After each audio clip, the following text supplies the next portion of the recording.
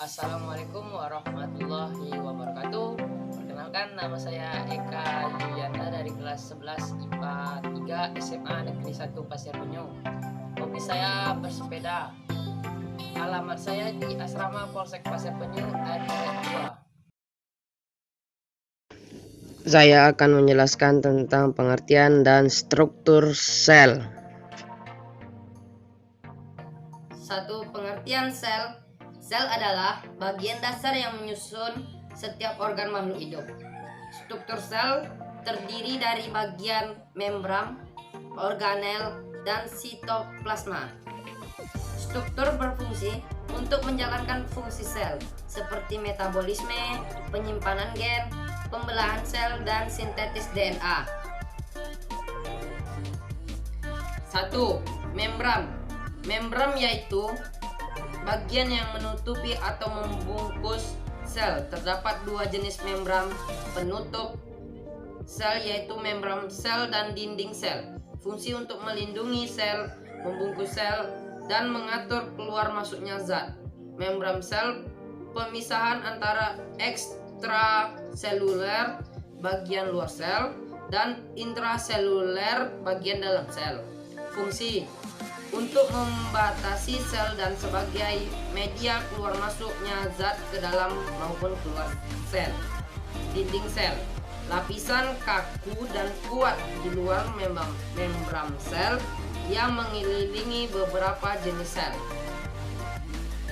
Fungsinya untuk memberikan kekuatan dan dukungan struktural terhadap stres mekanik dan infeksi. 2. Organel, yaitu komponen-komponen yang menyusun sel seperti halnya organ dalam tubuh. Organel ini sangat penting karena berguna untuk mendukung seluruh kegiatan dan fungsi sel. Sitoskeleton, kerangka sel. Sitoskeleton juga membentuk sentriol. Sitoskeleton terdiri dari mikrofilamen, filamen tengah, dan mikrotubulus.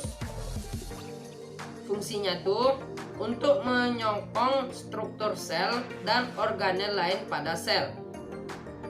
Yang keduanya tuh yang B, ribosom. Tadi yang A yang sitoskeleton tuh.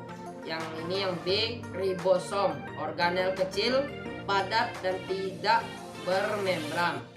Dalam sebuah sel terdapat banyak ribosom yang tersebar di sitoplasma dan melekat di retikulum endoplasma kasar.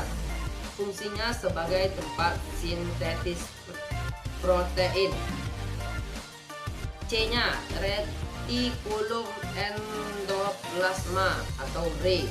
Organel yang berupa kumpulan kantung seperti membran RE hanya ada di sel eukariotik.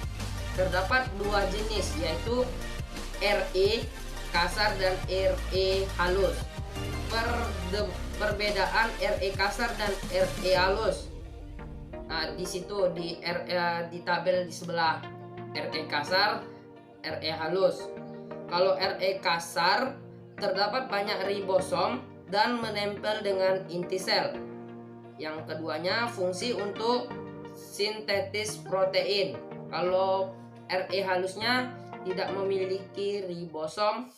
Keduanya fungsinya untuk sintetis lipid, metabolisme karbohidrat, dan detoksifikasi obatan.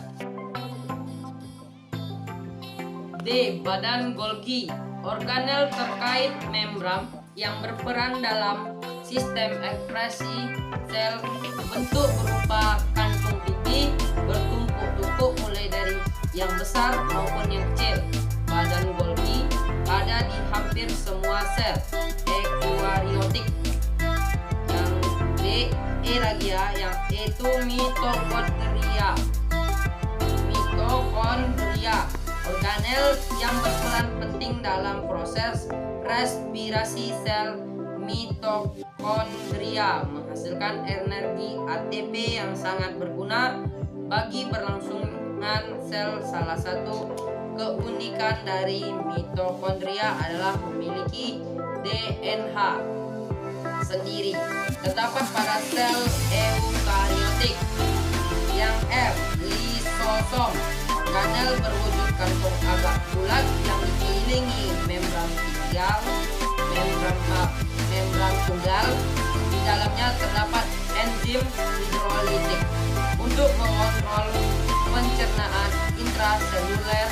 Fungsinya untuk mencerna makromolekul seperti polisakarida, lipid, fosfolipid, asam nukleat, dan protein. Dapat ditemuskan semua sel hewan kecuali sel darah merah.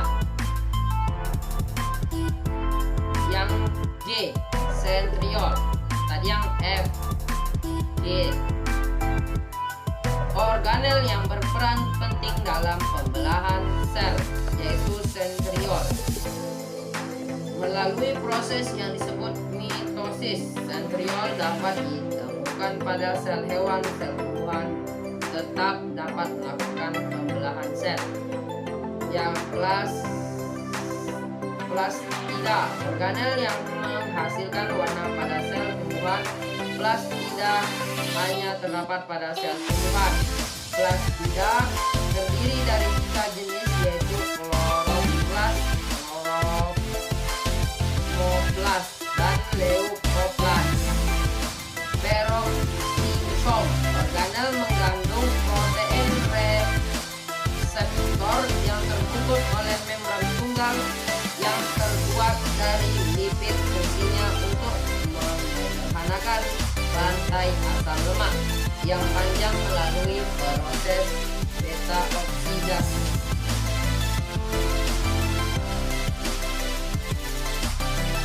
Vakuola, organel berupa rongga diselapisi oleh membran tonoplas yang berisi cairan seperti air, asam organik, enzim, aminolipid, glukosa, alkaloid, garam, mineral, asam, dan basa.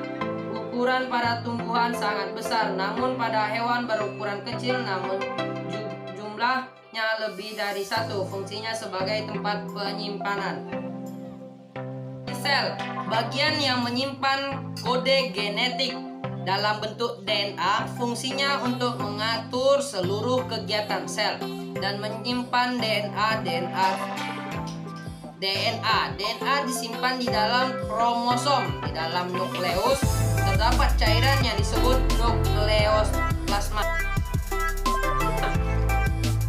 Nah, yang ketiga tadi, yang kedua kan, yang ketiga sitoplasma, yaitu cairan yang berada dalam sel dan bagian luar organel sel. Kandungan utamanya berada pada air sampai 90%. Fungsinya untuk melarutkan berbagai zat kimia dan sebagai tempat berlangsungnya beragam reaksi kimia. Sekian penjelasan dari saya. Saya akhiri dengan Assalamualaikum warahmatullahi wabarakatuh.